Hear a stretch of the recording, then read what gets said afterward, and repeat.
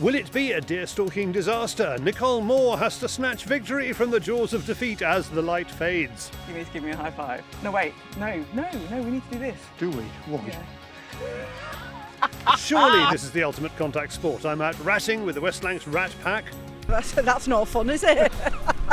This is fun. And trophy import bans. I'm at the Safari Club International Convention to find out how much of a threat they are. By putting this ban in place and going after exactly the wrong people. £800 price point. Dan Bibb from Shooting Sports UK compares new versus old shotguns. David has the news on the news stump while James brings you the best YouTube hunting films in this week's Hunting YouTube. Welcome to Fieldsports Britain.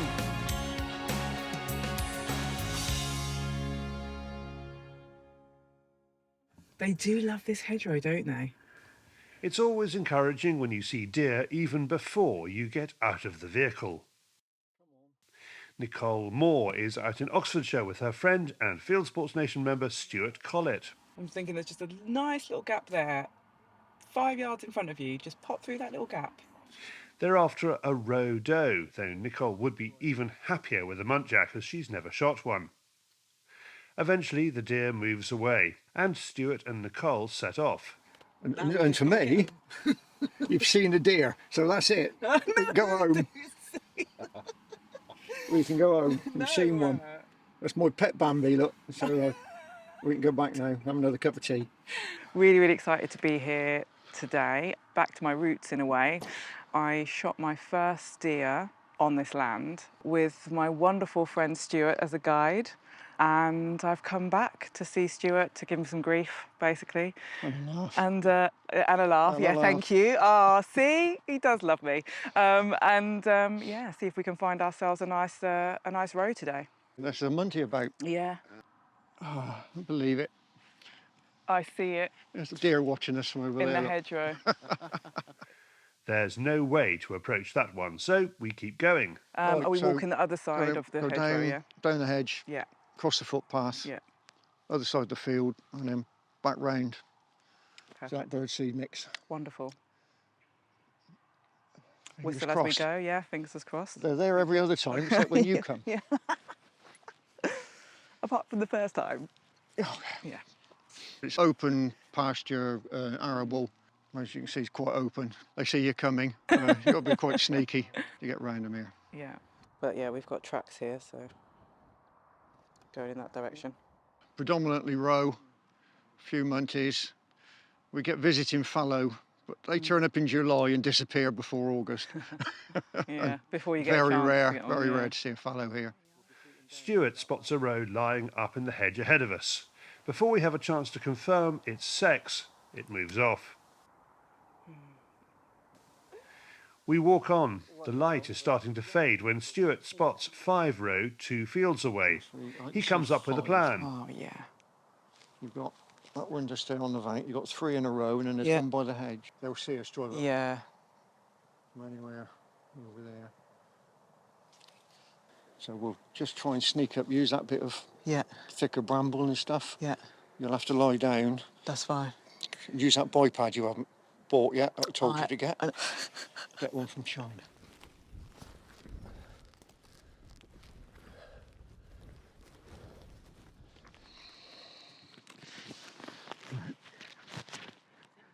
There's 2 muntjac, but they're in the brambles.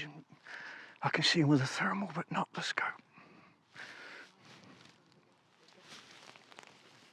We sneak along the hedge to get into position for a shot at the muntjac.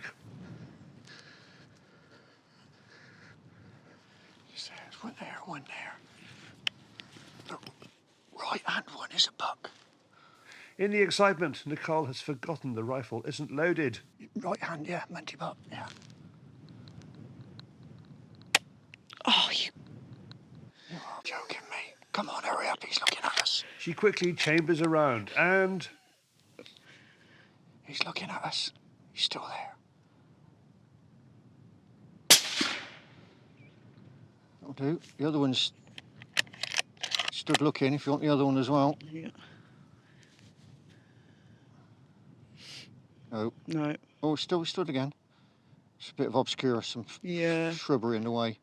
If it walks forward a foot. Just wait for a sec. Come on, stop. Oh, not there. One more step. One more step. Come One on, more. one more step. It's a doe anyway, so not particularly worried. No, no. Oh, Stuart, that is my first ever muntjac. It's the same place as you shot your first ever buck. I am so happy. Is it not? I am so happy. You need to give me a high five. No, wait. No, we need to do this. Do we? Why? Yeah. Are you like? Shall I we? am buzzing. I'm not looking forward to skinning it though. I'm not skinning it, so I'm quite happy. Wonderful. What an adventure. This is amazing. I'm so happy. So happy. 2.5 years ago, I had my first roebuck in this very spot. And in this very spot, I've shot my first muntjac buck. I am over the moon, absolutely over the moon. So special. And to do it both times with a dear friend as well is wonderful. It was all right. Beauty. Where's Well, my all the phone? meat's back here anyway, isn't it? So, Yeah. Oh, you've got some nice tusks on He you. has, yeah. Oh, yeah, you wouldn't be the wrong end of those, would you? You've got better tusks on than most of the foxes. Look at that. Oh dear. We tend to see mainly roe here, and I was hoping for a muntjac, and I've got a very nice one. It was an unlucky muntjac, wasn't it, It really? yeah, and We were looking at those 5 row in that field, and then it walked out in front of us. yeah, So. yeah, exactly. So really there we happy. go. It was a good lesson for me in the kind of getting the heart rate down before the shot. So obviously we'd done a bit of a walk, we'd done a bit of a kind of half crawl, and I had the excitement of seeing it. So Stuart spotted it, and it's like, oh, muntjac, yes, I want that. And the heart rate goes through the roof. You think you've got the shot. And you think you put a bullet in the chamber, I mean, and yeah, there was this that. rather sickening click. Yeah, and several swear words later. But just that kind of experience for me of getting that adrenaline back down, under control, ready to take that shot, you know, before it ran off into the woods. Muntjac don't tend to hang around for very long. No. So, yeah, it was really good experience all round. And it was an auspicious spot as well, wasn't it? it was an auspicious spot where I shot my first ever roebuck a couple of 3 years ago. A couple of years, yeah. That's it. Almost exactly the same spot. So yeah, it's been a good day all round. Yeah, Yep. absolutely. A pleasure to have you back again, really. For information about Ticker rifles, go to saccoglobal/Ticker, and for Jack Pike clothing, see jackpike.co.uk. You can find Nicole on Instagram. Links below.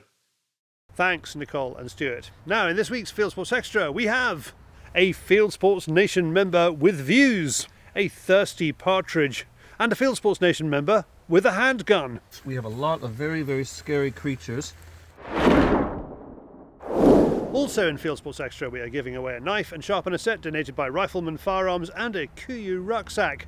Links to both of those below. Easiest way to win is to watch Fieldsports Extra, which goes out the night before this show, only to Fieldsports members. Easiest way to watch Fieldsports Extra is to join those members, the Fieldsports Nation, and we'll send you a goodie box. Link to that below. Next up, back to Fieldsports Britain, and from stalking deer at last light to our own dark night, in his opinion. It's David on the Fieldsports Channel News Stump.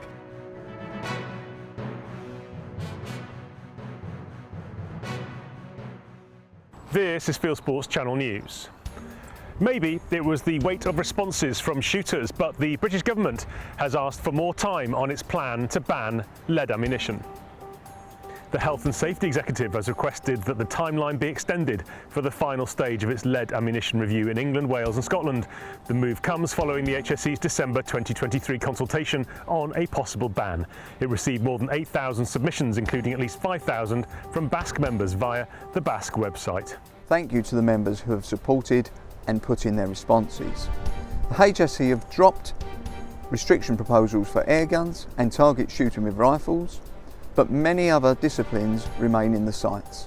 DEFRA will take a less restrictive approach to licensing the release of game birds on or near special protection areas.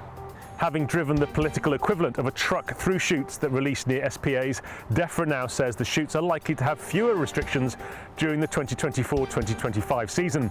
In a letter to shoots on the 1st of February 2024, DEFRA Secretary Steve Barclay gave no details but says his department's direction of travel on pheasant and red-leg partridge release will be less burdensome than that in 2023.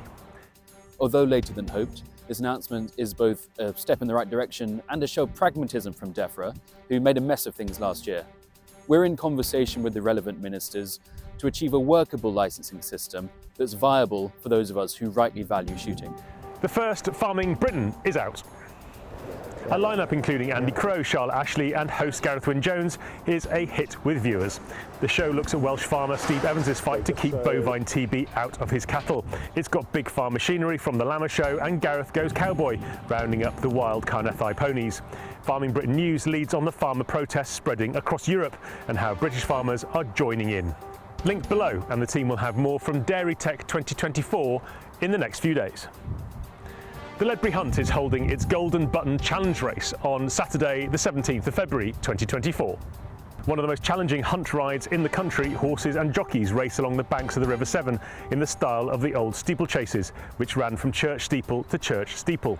Organisers expect a good show from Irish stables this year, and for the first time the event is sponsored by online horse resource, the Equestrian Notice Board. Thanks to Fieldsports member Ed Phillipson-Stowe for the story and link to the challenge below. A new film festival celebrates fishing on the River Tweed. Held on the 1st and 2nd of February at the start of the Tweed salmon season, the two-day event in Kelso included a range of films curated by angling subscription channel Fishing TV. Screenings include Mending the Line, Paul Young Hooked on Fishing and Our Wild Salmon. Organisers say they hope it will highlight the river's fishing heritage, as well as efforts to protect such a valuable resource. Among other celebrations, fishing on the Tweed officially opened in a ceremony with pipers and the Duchess of Sutherland. We've extended the opening by having a film festival, and that film festival equally is iconic in the sense that we'll get this incredible opportunity to show, to air Mending the Line, which is starring one of our iconic Scottish actors, Brian Cox, and celebrates the use of fly fishing to help rehabilitate ex-servicemen or even indeed serving servicemen who have been affected by war. Australian duck hunters have won an attempt to ban their sport in the state of Victoria. They successfully fought back against an internationally funded attack on duck hunting in their state. One animal rights activist told local station 9 News the decision marked the end of her organisation's proactive relationship with the government. Thanks to Marco Wakim for the story. A deer cull in Canada has revealed costly mistakes made by the Trudeau government. Sydney Island near Vancouver is earmarked for forestry, but officials decided to rid the island of its non-native fallow deer by hiring a helicopter cull. The shoot in December cost the Canadian taxpayer $834,000 and killed 84 deer. Local people offered the meat from the hunt complained that eagles were already eating carcasses by the time they got to them, and that local hunters shot more than 50 deer last year at no cost to the taxpayer. It later transpired that more than 18 of those animals were native black-tailed deer. Officials told the Vancouver Sun that the native species would probably re-establish itself by swimming from other islands. Canada's Shadow Minister for Hunting, Fishing and Conservation condemns the action. We got this bizarre scenario where the Government of Canada, in a cull effort for some deer on an island where they're not supposed to be, has actually hired sharpshooters who are using AR-15s from helicopters. And in Canada, if you have a semi-automatic rifle, you're only allowed to have 5 shots in the magazine, but these individuals were granted a special permit to use 30-round magazines to go and shoot deer in the head from helicopters in an effort to cull these deer when hunters would have done it for free. There's no point shooting invasive species of deer just because they're invasive. That's the conclusion of research from Oxford University and Aarhus in Denmark. Published in the journal Science, the analysis compares the effect of native and introduced large mammal species from 221 studies across the world. It finds that the two groups of animals had indistinguishable effects on both the abundance and diversity of native plants. It concludes that eradicating animals on the basis that they are not native in order to protect plant species can be a flawed practice. Safari Club International has rebranded its Washington, D.C. headquarters as a Hunter's Embassy. It points to the attacks on hunting from wealthy anti-hunting organisations, which have offices close to the capital, the seat of the US federal government. It says its own HQ is now an embassy, comparing pro-hunting campaigning to countries at war, both seeking the favour of the US government. And finally, police in Germany say they shot a flightless bird when it became aggressive. Police found the bird, gave chase, and when they realised it was heading for a busy road, they shot it. Initially identified as an Australian emu, the bird was subsequently identified as a South American rhea, says German news outlet Deutsche Welt.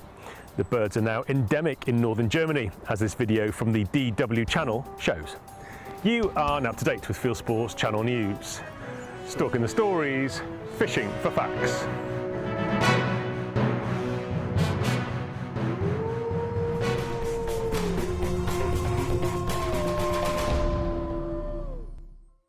New year, new gear. Book a ticket to the Great British Shooting Show today. Save 15% versus pay on the day. Enjoy free car parking and a free show guide. Enjoy the UK's largest array of shotguns, rifles, air guns, optics, thermal and night vision, stalking accessories, footwear, clothing, clay pigeon traps and accessories, gamekeeping organisations, gun makers, manufacturers, and the largest selection of shooting retailers under one roof. It's the biggest, the best, the British. Next, thanks to modern environmental policies, there is a lot more grain for rats to eat. Unfortunately for the rats, there's also this. Smoke and dogs. That's the main sporting equipment that the West Lancs Rat Pack uses. And the results are explosive.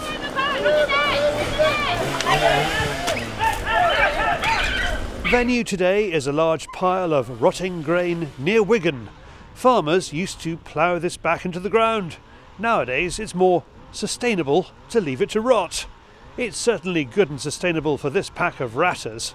We do usually have a team like this, depending on where we go really. This place, it can take a few people. There's other places where, you know, we do a dairy farm and that's not a place where we get a lot of people going. There's like about 6 of us or something like that, because like the cattle get stressed when the smoker's going and everybody's laughing and screaming. So yeah, so this is like one of the places where we do get a good turnout actually. We usually start off with there's some rocks over this side, and we usually start off doing those, and then we push the jump out, smoke the jump, and then they either run to either side of the jump, and then we work from the wood back to the jump. But we've got nets out, and then you know, because if you bolt them once, they don't want to be bolted again. Confidence for today is high. There's quite a lot on this place every year. We tend to get quite high numbers, around the 70s, 80s mark, but I'm not too sure what it'll be today. I'm being pessimistic, and I'm expecting definitely 50. Definitely 50. We've been on with a thermal, and there's, I'd say, a couple of hundred. The process is simple. Start the chainsaw motor, direct the exhaust pipe down the rat holes, and your dogs will wait politely for the rats to venture out. It's all highly well mannered.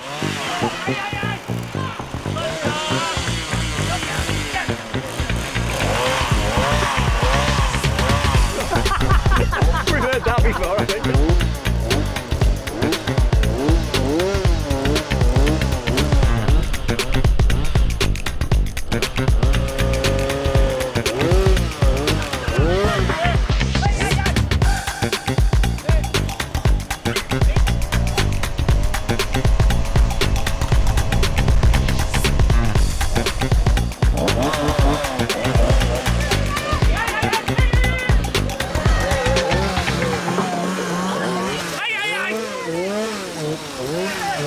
Will's granddaughter's partner Connor runs the social media for the pack.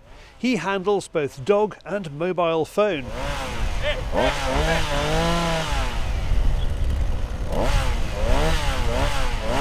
People don't really seem to get offended by the terriers getting stuck in. You will notice that today's ratting has a broad appeal. It's a family day out. You could have chosen to go to some coffee man, had a cup of coffee with each other, but instead you've come here. No, that's not fun, is it? This is fun. There's quite a lot of families all come along. So you've got Will's got quite a big family, and then you've got Connor. I'm Connor's mum, and Connor's dad comes along, and our friend comes along as well. So yeah, it is family day. It's a good day out for the dogs as well, you see. So they love it. I mean, you've seen them today, how excited they get when they're waiting to set up and that. This is serious dog work. Ian Davis has a line of terriers going back decades. The Nuttall Patterdales, I got them from the late great Brian Nuttall. Probably had them for about 25 years. They're strong, brave, really good noses on them finding the rats, and they've got a lot of stamina. They seem to keep going throughout the day. Some days we've gone out and killed 100 rats with just a pair of dogs, and they're my favourite breed. They live outdoors and they're quite tough creatures. I'm busy full-time as a pest control officer, so they're not pets. They don't come in and sit on the sofa. She's quite excitable. She's only a pup, so I'm just getting her started on the ratting. I think I'm still going with a 50. I think Charlie, 50 mark. I think. I'm going to go 46. Oh, we're having a sweet, £5 a piece. £5 a piece, £1 a piece. The Rat Pack has corporate sponsorship. Local gun shop Bamford Guns, which has been open for more than 100 years, supports Connor and his team, partly because the West Lancs Rat Pack also holds airgun ratting days and nights. See, they bring a lot of people in as well. When people see their stuff on social media and what they're using, the guns they're using, the night vision, the scopes, obviously Connor always pushes them our way and supports and helps the shop as good as possible. Bamford's is expanding its range of air guns this year, building an extension on the shop to hold more of them. Back at the grain pile, and the noise is incredible. Sorry? Yeah, good. And still the rats are running.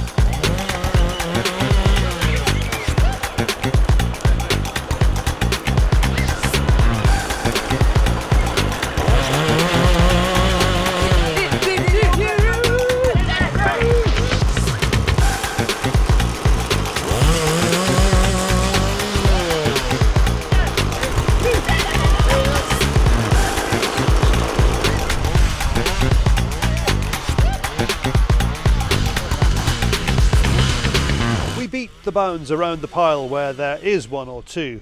It's clear that the main action is back where the rat food is. The bag, and it is a bag, is 43. Not quite what Will predicted, but a great day out for everyone. Find the West Lancs Rat Pack on YouTube and Facebook. Links below. Thanks, Connor, for organising that, and to everyone who took part. Now, if you are near North Cambridgeshire on Friday the 9th of February 2024, this Friday, or Solihull on Thursday the 15th of February, next Thursday, we have 2 Fieldsports Lives coming up. They are our stage show. They're a couple of hours long. They're free to Fieldsports members and a tenner to viewers, which you get back if you join us on the night. Fieldsports members just need to drop me an email to say they and their guests are coming. Links for more details and to buy tickets below. There's a bit of a chat show involved too, with guests including Nicole Moore and Jim Barrington. I am heading back to do this first one this Friday from the USA, where I have been to the Safari Club International Show in Nashville, Tennessee. There, the talk is about trophy import bans. Bans on trophy imports are creeping in around the world. Is it a contagion? Is African conservation at risk from virtue signalling Western politicians? Or is it something that just a handful of governments corrupted by animal rights policies will enact and the rest will ignore? I go to the Safari Club International Convention in Nashville, Tennessee at the end of January and the beginning of February 2024. I'm scared of this domino effect, and when we had the UK ban come out, people said, but just why are you so involved in the UK ban, even though it's minuscule, it's not 0.5% of the hunters coming to the country from UK. It's the principle. And I think this is the thing. If one country does it, the next is going to follow, and the next is going to follow. You know, eventually it might just start a movement and a trend that would be very difficult to reverse. Dries is referring to the Westminster Parliament throwing out a trophy import ban bill in the autumn of 2023. At the same time, the Canadian government banned domestic trade in elephant ivory and rhino horn, as well as the import of hunting trophies containing these parts. It doesn't seem to matter if the exporting country has all of the appropriate permits and the importer has all the appropriate permits. The government has made what I would call a ideological decision to just ban these items. They've claimed that they're following the leads of other countries. And ironically, in the news release that they put out, they blamed poaching as a major contributor for elephant and rhino populations decreasing, yet punished hunters instead. And we all know that populations of elephants and rhinos that are able to be hunted are sustainable populations. That's the only way this works. So unfortunately, the government of Canada is actually going to further make the problem worse by putting this ban in place and going after exactly the wrong people. You know, it's really ignorant, you know, because poaching is obviously illegal. Hunting is very regulated, especially when it comes to rhino and elephant.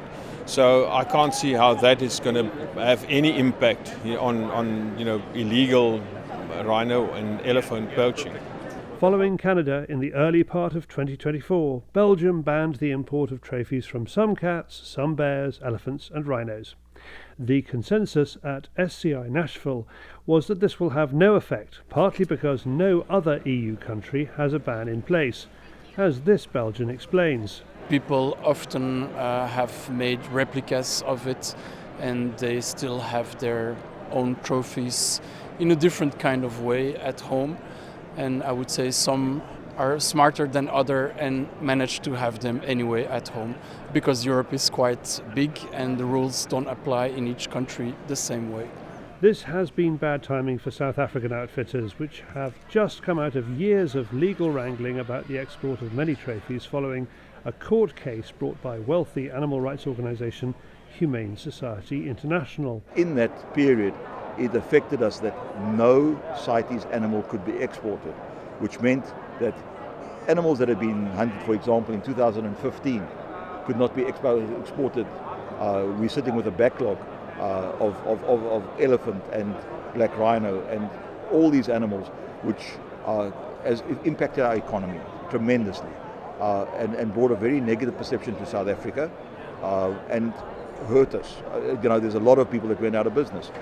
A South African judge dismissed that case, saying those trophies can start heading for the USA and elsewhere. Next, France debated a law that would ban hunting trophies from CITES 1, 2 and 3 listed species, plus a ban on advertising hunts for these animals in France.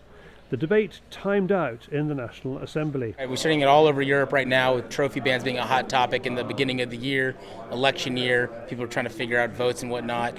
So France, direct threat right there to ban everything. It sounds like as of yesterday, today's Groundhog Day, 2nd of February, we saw that the decision on the trophies has been punted possibly till 2027. So we're monitoring and seeing where it is. But it sounds like a lot of the efforts, from folks educating on what the impact would be on real people and wildlife has worked.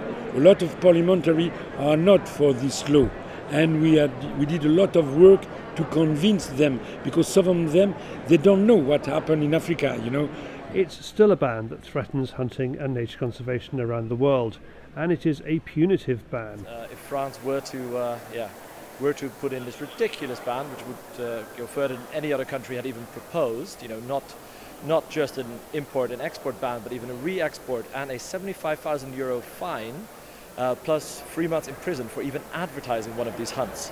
If they were to do this, then every other country in Europe would be at a similar risk of losing such an essential part of hunting, such an essential part of conservation and anti-poaching efforts. People at the SCI convention in Nashville are surprised that no anti-hunting politicians have come on fact-finding missions to the show. People from all over the world gather here.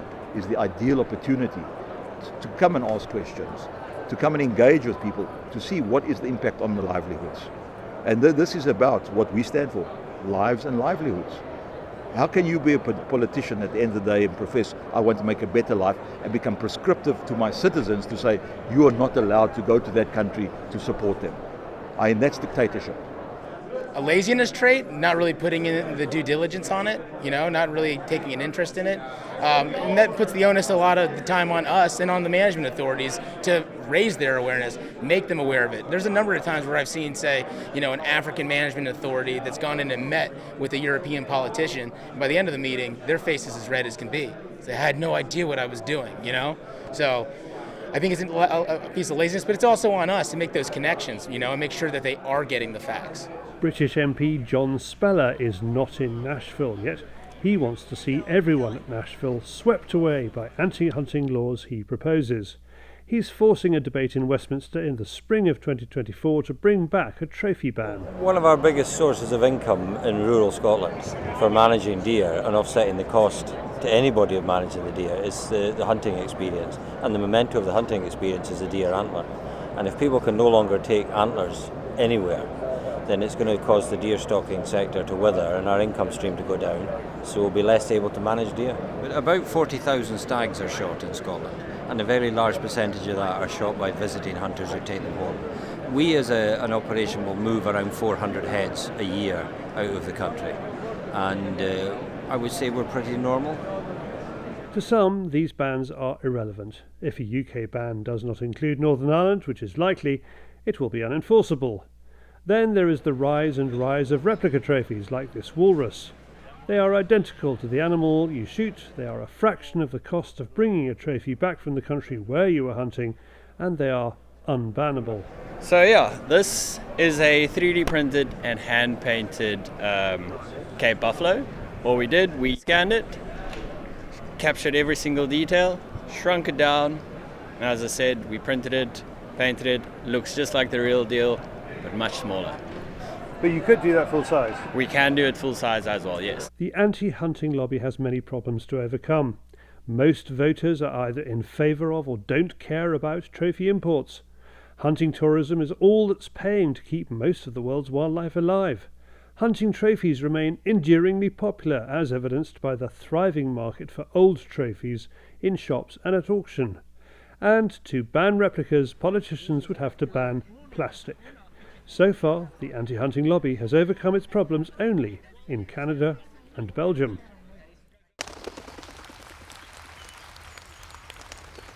Thanks all who took part in that. Next, if you have £800 burning a hole in your pocket, Dan from Shooting Sports UK has a new and used way of spending it. Okay, Dan, we do like a price point and a price comparison here. So, yeah. What have you got? What can you show us? First, we're going to start with new compared to second hand. So, first of all, we're going to go with the new one. This is an 88 Sporter, £799, brand new. Comes with 3 years warranty. So, you buy a new gun and you're kind of safe on any sort of repair costs for the next 3 years. The big advantage, obviously, of a new gun at this moment in time, steel proof or not. So, this gun is superior steel proof. It's steel proof up to half choke. It's a multi-choke gun, obviously ejector, single trigger. We've got barrel selector, all the mod cons that everybody wants at the moment. A lot of new shotgun certificate holders have been buying these for the first gun because of the price point and it's new and their confidence is with something new. How long have you had them as something you stock, Dan?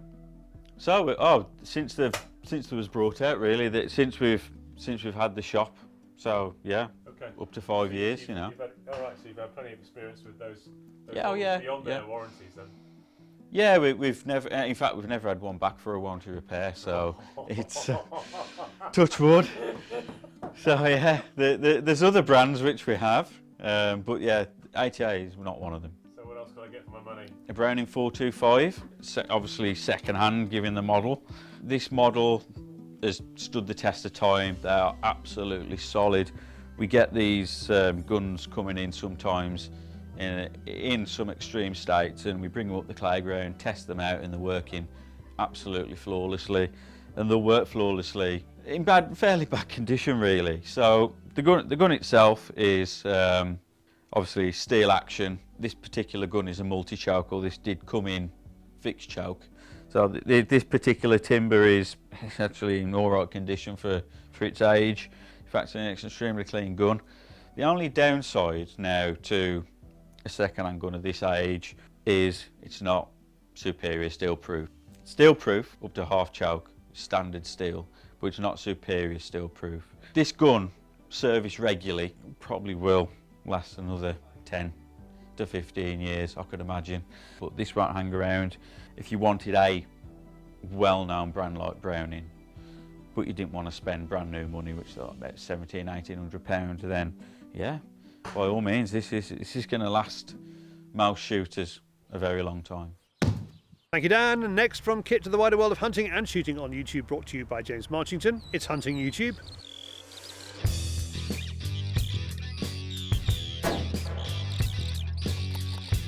Well, I've got a really varied selection of hunting and shooting YouTube films for you this week. First, it has to be this one from TGS Outdoors. Johnny is out in a pigeon hide with the legendary George Digweed, trying out the Acro S2 red dot sight, with plenty of banter and shooting tips from the master. Next, here's Kendall Gray, who's set himself the challenge of eating only what he can shoot with a flintlock. The deer and squirrels aren't cooperating, but maybe he can put a bobcat on his plate. Christopher Clausen is out on fox control, flushing them with terriers from big stacks of hay bales, and shooting a drilling fitted with a low-powered red dot scope. Back to our old friend David from Predator Protection UK, who's out at first light in his hide shooting squirrels with his friend Jim, a shooting YouTuber from the Isle of Wight. Over to the States, and Jeff DeShong is walking up late-season pheasants in the snow with his beagle Luna. Next, here's a really thorough guide to adjustable combs from Matthew Morgan at the Eastfield Gun Room. He explains why you might need one on your shotgun and how to set it up for the best results. Lloyd Patterson visits the Browning factory in Belgium to see the huge amount of work that goes into producing a handmade B25 over and under, using traditional gun-making methods. Finally this week, Rob Speed is on the peg with his wife Alana on her Beaters Day. He's coaching her on technique, and once she finds the right lead, she brings down some lovely birds. Well, that's it for this week. I've put all these films into a playlist for you. Click on the I symbol top right or check this film's description. If you have a YouTube film you'd like us to pop into the weekly top 8, email me the link, jamesm@fieldsportschannel.tv. And that is it for this week. If you haven't already, please whiz over to our website, fieldsportschannel.tv. You can click the like us there on Facebook and on Instagram. You can follow us on Twitter, subscribe to us on YouTube, pop your email address into our register page, and we'll contact you about this show. Fieldsports Britain, it's at 7 p.m. UK time every Wednesday. And this has been Fieldsports Britain. Good hunting, good shooting, good fishing. And from Florida in the United States, goodbye.